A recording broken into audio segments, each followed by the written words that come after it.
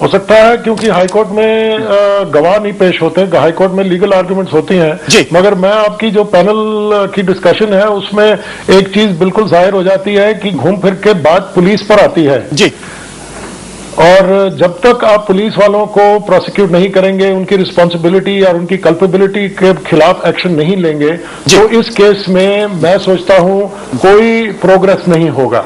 बिल्कुल, आपको तक कोई प्रोग्रेस नहीं। हमारे साथ दंगा पीड़ितों के वकील लंबे समय तक इस मामले को एक लॉजिकल कंक्लूजन तक ले जाने की कोशिश कर रहे हैं एच.एस. फुल्का इस वक्त हमारे साथ जुड़ गए। एच.एस. फुल्का साहब, जो अदालत का फैसला आया है और अदालत ने साफ तौर पे कहा है कि benefit of doubt Sajjan Kumar को हम देते हैं क्योंकि उनके खिलाफ उस तरीके से पुख्ता सबूत नहीं है, क्या अदालत के इस फैसले से आप हैरान हैं या आपको लगता है कि चूंकि सबूत ही उपलब्ध नहीं थे इसलिए केस को आगे प्रोसीड नहीं किया जा सकता था और इसलिए आप सज्जन कुमार को कन्विक्ट नहीं किया जा सकता था?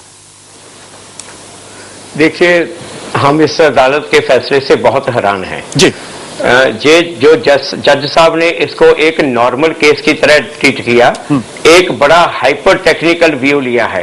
ये जो एक्स्ट्रा ऑर्डिनरी सर्कमस्टांसेस थे इस केस के, उसको कंसिडर नहीं किया। पहली बात तो मैं ये बता दूं, ये पहले आप बहस कर रहे थे कि सीबीआई ने कैसा काम किया। ये सज्जन कुमार के इस केस में सीबीआई ने इन्वेस्टिगेशन बिल्कुल प्रॉपर की और वो स्पेशल पब्लिक प्रोसिक्यूटर थे मिस्टर चेमा, उन्होंने आर्गू भी बहुत अच्छा किया।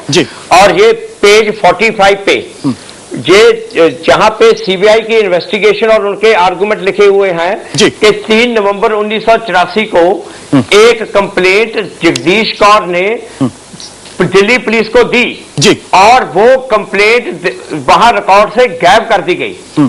और एक बात और जो जहां पे सीबीआई ने कही कि नानावती कमीशन के आगे 2001 तक वो कंप्लेंट 3 नवंबर की रिकॉर्ड में थी क्योंकि दिल्ली पुलिस के वकील ने जगदीश कौर को क्रॉस एग्जामिन किया उस कंप्लेंट के बेसिस पे, मगर उसके बाद वो कंप्लेंट सीबीआई को जब रिकॉर्ड ट्रांसफर किया गायब हो गई। पहली बात। दूसरी बात, सीबीआई की इन्वेस्टिगेशन ने ये शो किया है कि ये जो सिखों के जो कत्लेआम हुआ है वो दिल्ली पुलिस के अफसरों के कनाइवेंस के साथ, उनकी मिलीभगत के साथ हुआ है। तो दिल्ली पुलिस भी इसमें मुलजिम बनती है।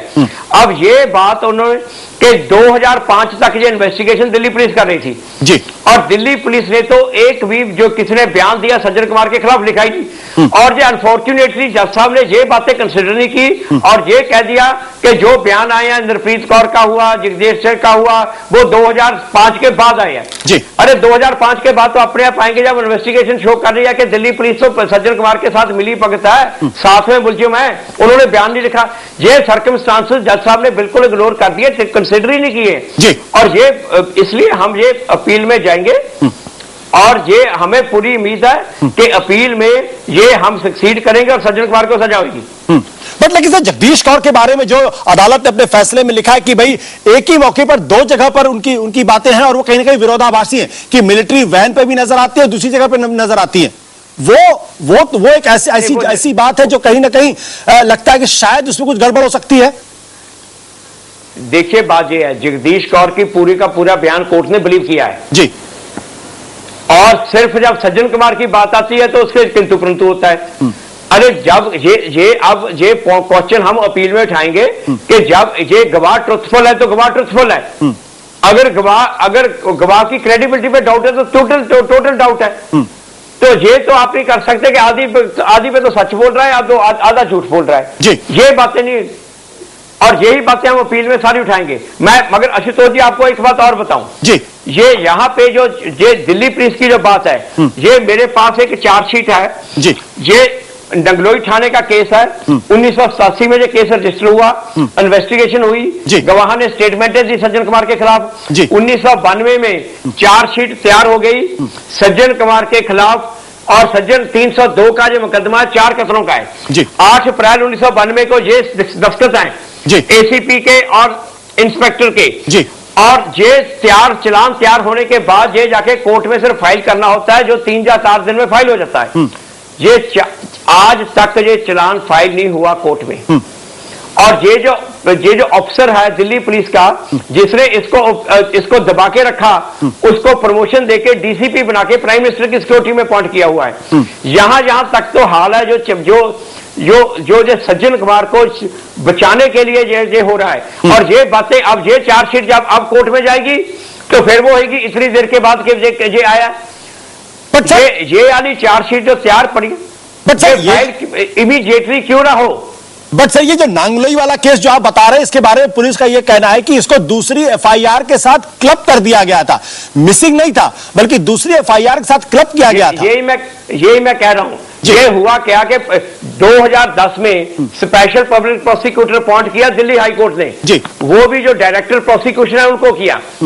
वो जब वो 418 वाला जो केस है, जब उन्होंने उसकी फाइल उठाई, उसमें ये जो 67 ऑफ 87 का केस वो एफआईआर वो जो चार्जशीट ओरिजिनल पड़ी थी, तो उन्होंने कोर्ट में एप्लीकेशन फाइल की कि ये जो चार्जशीट ओरिजिनल फाइल में पड़ी है ये कोर्ट क्लैरिफाई करे। तो कोर्ट ने कहा कि जो क्लब होती है तो होती है जब जो पिटीशनर दो चार्जशीट कोर्ट में फाइल हो जी। जब ये आपकी फाइलों में पड़ी है तो क्लब का मतलब क्या, कोर्ट ने ऑर्डर पास किया जी कि ये चार्जशीट क्लब नहीं है, ये कोर्ट में फाइल ही नहीं हुई है, इसको अलहदा फाइल करो। हाँ। ये 2010 का कोर्ट का ऑर्डर है।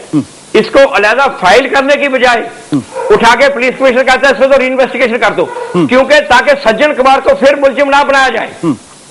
बल्कि यहां तक इतनी ज्यादा दंगलेबाजी, ये तो बल्कि एक लिमिट है, ये इतनी ज्यादा दंगलेबाजी यहां करने के लिए। बट फुल्का साहब, ये आप एक तीसरा केस, मतलब नांगलोई का केस के पहले कैंट का केस और साथ ही साथ सुल्तानपुरी का केस, ये आप तीसरे केस के बारे में बात कर रहे हैं। मैं तीसरे केस के बारे में बात कर रहा हूं। सिर्फ 3 केस ही नहीं, सज्जन कुमार के इलाके में 1000 से ज्यादा मौतें हुई हैं। और हर इलाके से, नंगलोई से ये है कि सज्जन कुमार वहां पे मौजूद था, मंगोलपुरी में से वो मौजूद था, पंजाबी बाग में ये वहां से मौजूद था, ये पालम एरिया में वहां पे मौजूद था। जगह जगह पे तो ये 2 दिन पूरा घूमता रहा, मॉब को लीड करता रहा। और आप ये बच्चा जानता है, ये नवंबर के पहले हफ्ते से सज्जन कुमार का नाम आ रहा है, अखबारों में भी आ रहा है। आज ये कोर्ट इसको बेनिफिट ऑफ डाउट दे रही है कि इसका नाम 20 साल के बाद आया। बट फुल्का साहब, ज्यादा बड़ी ट्रावेस्टी ऑफ जस्टिस क्या होगी? बट फुल्का साहब, let's be fair to the court. भाई, कोर्ट का ये कहना है कि भाई मैं जब इन तीनों गवाहों ने पहले अपनी कहीं किसी तरीके से गवाही नहीं दी और आज दे रहे हैं, तो ये शक पैदा हो सकता है कि हो सकता है किसी के उकसावे पे जो सज्जन कुमार के दुश्मन हो, राजनीतिक प्रतिद्वंदी हो, राजनीतिक तौर पर सज्जन कुमार को खत्म करना चाहते हैं, उनके उकसावे पर यह बयान दिया गया हो। ये जो सीबीआई की इन्वेस्टिगेशन शो कर रही है, जब दिल्ली पुलिस को इन्होंने बयान दिए, उन्होंने बीच में बयान ही रिमूव कर दिए जी। वो बात कोर्ट को कंसिडर करनी चाहिए थी। मैं इसलिए कह रहा हूं, ये कोर्ट इसको एक नॉर्मल केस लेके चली है, एक हाइपर टेक्निकल व्यू लेके चली है, और एक एक्स्ट्रा ऑर्डिनरी सिचुएशन वाला केस के ये जो 20 साल इसकी इन्वेस्टिगेशन दिल्ली पुलिस के पास रही है, और दिल्ली पुलिस ने इसको पूरी तरह बचाने के लिए पूरा रिकॉर्ड इसका जाली बनाया है, उस चीज को कोर्ट ने कंसिडर नहीं किया। बट फुल्का साहब, क्या आपने कभी जो पुलिस अधिकारी हैं जिन्होंने इस मामले में कोताही बरती या दंगाइयों के साथ मिले, क्या उनको सजा दिलाने के लिए आपने कभी कोई केस किया? देखिए, ये कल मेरी बात नहीं है, इसमें भी हमने डिमांड की जी। इसमें हमने ये जो मिसिंग चार्जशीट नगलोई वाले में जो डीसीपी के अगेंस्ट एक्शन हो, मगर वो हमारी जो कंप्लेंट थी वो रिजेक्ट कर दी पुलिस कमिश्नर ने कि कोई एक्शन नहीं होगा। पहली बात। दूसरी बात, ये कुसुम मित्तल कमेटी ने 72 पुलिस अफसर को आइडेंटिफाई किया जी कि ये पुलिस अफसर जो इन्होंने ज्यादातर ने मॉब के साथ मिलकर सिखों को मारा, दूसरों ने डेरिलेक्शन ऑफ ड्यूटी किया, और इनके अगेंस्ट एक्शन किया जाए। और उनमें से उन्होंने 32 अफसरों को कहा कि विदाउट इंक्वायरी डिसमिस कर दो। एक भी अफसर को सस्पेंड या डिसमिस नहीं किया है। बट इनके खिलाफ लीगल केस तो आप कर सकते थे। अरे लीगल केस की मुझे एक बात ये बताइए, ये इंक्वायरी जो इन्वेस्टिगेशन करनी होती है ये पुलिस ने करनी होती है। ये जॉब जो है ये डिपार्टमेंटल इंक्वायरी उनकी जॉब है, कोर्ट नहीं डिसमिस करती। कोर्ट सिर्फ ये कहेगी आप डिपार्टमेंटल इंक्वायरी करो, कोर्ट सीधा डिपार्टमेंटल इंक्वायरी कोर्ट नहीं करती है। बट फुल्का साहब, कोर्ट ने सिर्फ ये कहना है पुलिस को कि आप इन्वेस्टिगेशन करो, आप इनमें एक्शन लो। बट फुल्का साहब, सवाल यह भी उठता है ना कि सुप्रीम कोर्ट से आप अपील कर सकते हैं, तो सुप्रीम कोर्ट से डिमांड कर सकते हैं इस पूरे मामले के एसआईटी से जांच की जाए, अलग से एसआईटी बनाई जाए, उनके सुपरविजन में पूरी जांच हो। देखिए बात ये है, जो अगर आप सुप्रीम कोर्ट में विक्टिम की डिमांड की बात करें, पहली बात मैं एक बात बताऊं जी, है जो गुजरात में एसआईटी पॉइंट हुई वो ह्यूमन राइट कमीशन की पिटीशन पे हुई जी, क्योंकि हम जाके सुप्रीम कोर्ट को बोलेंगे ये गपड़ेबाजी हो रही है, सुप्रीम कोर्ट शायद ना माने। ह्यूमन राइट कमीशन बोलेगा तो सुप्रीम कोर्ट मानेगी। हमने कितनी पिटीशन ह्यूमन राइट कमीशन को डाली कि आप अपनी इंक्वायरी करो, ह्यूमन राइट कमीशन ने कोई एक्शन नहीं लिया, इंक्वायरी नहीं की। ये जितनी भी सरकारी अदारे हैं और ये गवर्नमेंट हैं और इनके और अदारे हैं, ये सिर्फ गुजरात की बात करते हैं। ये एक मिनट मेरी बात सुनो, ये सिर्फ गुजरात की बात करते हैं, दिल्ली की बात कोई नहीं करता। जैसे गुजरात में मरने वाले इंसान और दिल्ली में मरने वाले इंसान ही नहीं है। ये बात मुझे एक बात बताओ, ये जो 2001 मिनट 3000 सिखों को जहां पे मारा, उनको जो दोषियों को सजा दिलवाने की जिम्मेवारी किसकी है? भारद्वाज को मारा ब्लाइंड मर्डर, एक मिनट, ये ब्लाइंड मर्डर हुए, पुलिस ने एक हफ्ते के अंदर अंदर दोषियों को ढूंढ निकाला। ये दोषियों को ढूंढ के निकालने की जिम्मेवारी किसकी है? ये बेचारी वो विडोज की है। वो जो विडो एक बर्तन साफ करती है, एक ऑटो चलाता है, उनकी जिम्मेवारी है। वो जाके इनको आइडेंटिफाई करें। यहाँ पे सरकार पूरी की पूरी तरह और सारी सरकार की मशीनरी फेल हुई है। नहीं सर ये तो जब इतने लोग मरेंगे तो ये माना जाएगा सरकार की मशीनरी या तो फेल हुई या सरकार की मशीनरी की मिली भगत से इतना बड़ा कत्लो गारत हुआ। लेकिन एक सवाल ये भी है कि इस पूरे मसले पर सुप्रीम कोर्ट का दरवाजा खटखटाकर पीआईएल भी दाखिल की जा सकती थी, उनसे दरखास्त भी की जा सकती थी कि भाई आप इस मामले की को पुनः रीइन्वेस्टिगेट कराइए या इस पूरे मामले की नए सिरे से जांच कराइए, नई कमेटी गठन कराइए। क्या फुल्का जी आपने अपनी तरफ से ऐसी कोई कोशिश की या आप फिर ह्यूमन राइट्स कमीशन का दरवाजा खटखटाते रहे?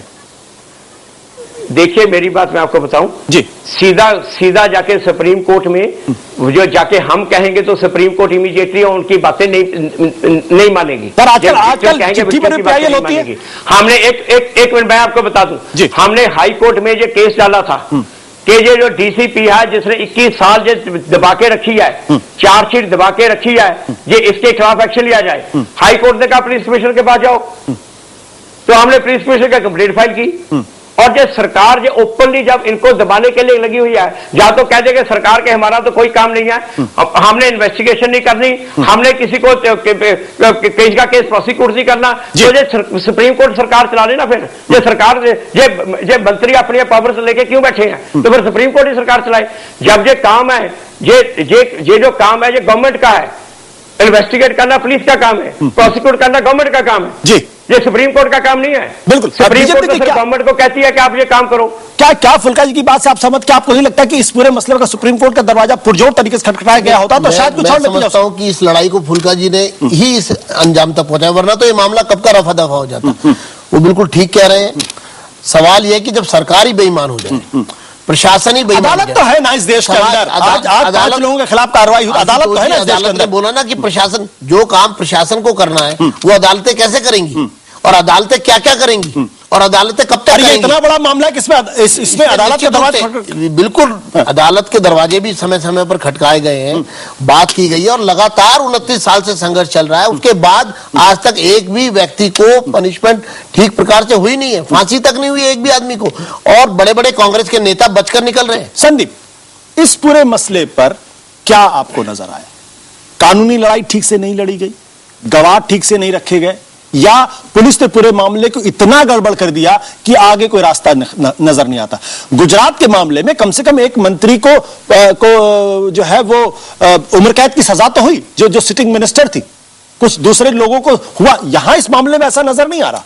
बिल्कुल, देखिए इस पूरे मामले में आप अगर देखें तो सीधे तौर पे इसमें पुलिस की जानबूझकर की गई लापरवाही, तो अब शब्द पुलिस ने जानबूझकर ये सारा किया है। आप अंदाज लगाइए कि जो पुलिस जिसे लॉ एंड ऑर्डर मेंटेन करने का जिम्मा जिसके ऊपर है, वो लॉ एंड ऑर्डर वो भीड़ के साथ मिलकर, जैसा कि अलग अलग जो कमीशन है उसने कहा कि भीड़ के साथ मिलकर वो दंगाइयों के साथ मारपीट कर रहे, उन्होंने मारा, लूटपाट की।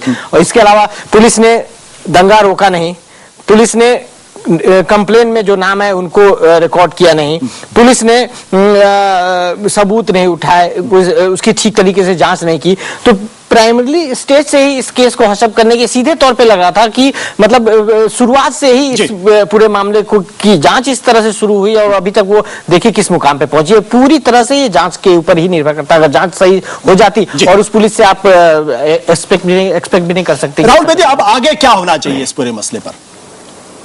देखिए, आप एक बड़ा चित्र नहीं देख रहे, क्योंकि अगर सज्जन कुमार को सजा मिल जाती तो इसका ये मतलब होता है कि कांग्रेस पार्टी भी कल्पेबल है।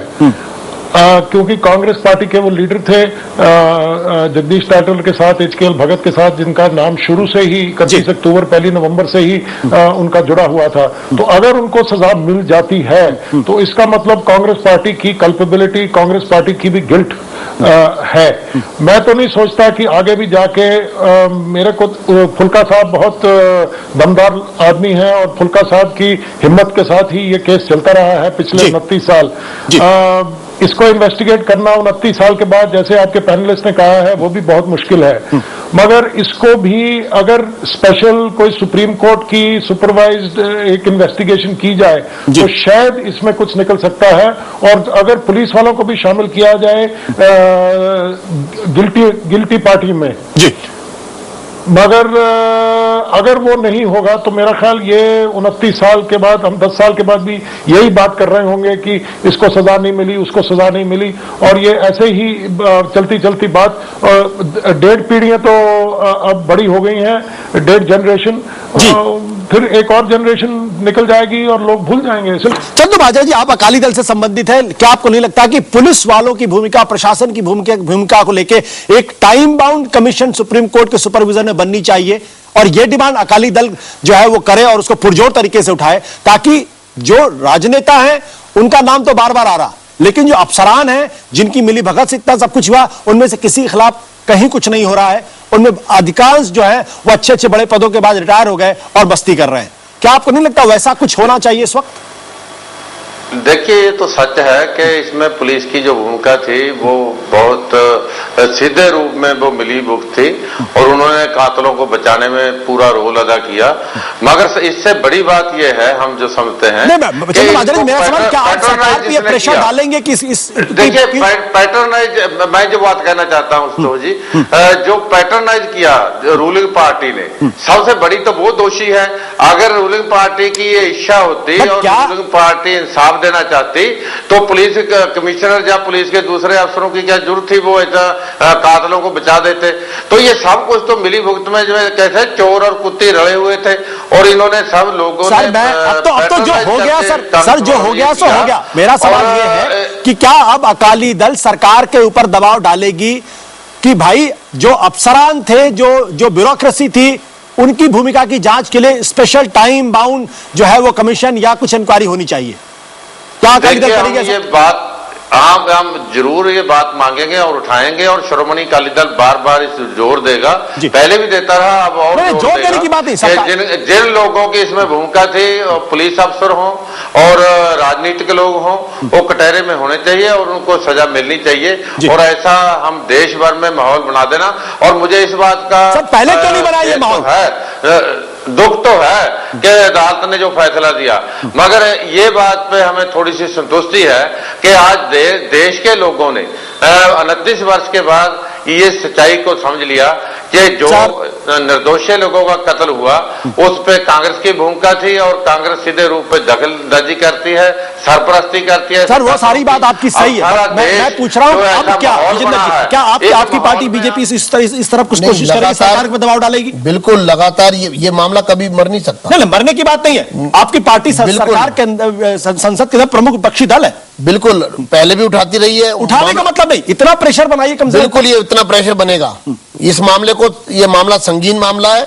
3000 लोगों की हत्याएं दिल्ली में हुई है, 6000 लोगों की हत्या पूरे देश में हुई है। न्याय अभी तक तो नहीं किया। बिल्कुल, हमने हमेशा हर मौके पे, हर जगह और उठाते रहेंगे और जोर शोर से उठाएंगे। संदीप, आपको कोई उम्मीद नजर आती है? देखिए, इस पूरे मामले में आप अगर देखो तो कार्रवाई के ऐसे ऐसे इंसिडेंट हैं कि आप देखें कि कोई पुलिस ऑफिसर कैसे कर सकता है। एक था मतलब है सागरपुर, वहां पे सब इंस्पेक्टर बोल रहा है कि हालात कंट्रोल से बाहर हो रहे हैं, आप फोर्स डिप्लॉय करो। उसको फोर्स तो मिलता नहीं है, उसको बोला आप गोली भी नहीं चलाएंगे। और वैसी स्थिति में अभी तक जो नहीं हुआ, तो आगे अब देखिए, अब कोर्ट ही अगर कुछ बोले तो होगा, नहीं तो ऐसे तो मुझे नहीं लगता कि कार्रवाई हो पाएगी कोई। मतलब कोर्ट ही चाहे तो कार्रवाई कर सकती, इससे ज्यादा दुखद और दुर्भाग्यपूर्ण स्थिति बिल्कुल नहीं हो सकती देश के अंदर, जब इतनी बड़ी संख्या में लोगों का कत्ल हो और 29 साल तक केस चले और फिर भी लोगों को अगर न्याय न मिले तो कहीं ना कहीं व्यवस्था के प्रति लोगों के अंदर अविश्वास पैदा होता है। ये अच्छी बात है। अब दर्शक बता दें कि 29 साल से दवा दंगा पीड़ितों का आक्रोश, हर अदालती फैसले और सुनवाई के साथ हरे होते उनके जख्म। IBN.com पर हमने अपने दर्शकों से सवाल पूछा था, क्या 84 के दंगा पीड़ितों को कभी मिल पाएगा इंसाफ? क्या है एजेंडा की बहस में शामिल हमारे दर्शकों की राय, और क्या है इस वक्त पीड़ित सिखों के सवाल पर देश का मिजाज? बताएंगे सवाल का जवाब एक ब्रेक के बाद। हमारे तमाम मेहमानों को बहुत शुक्रिया बातचीत में शामिल। वक्त छुट्टी से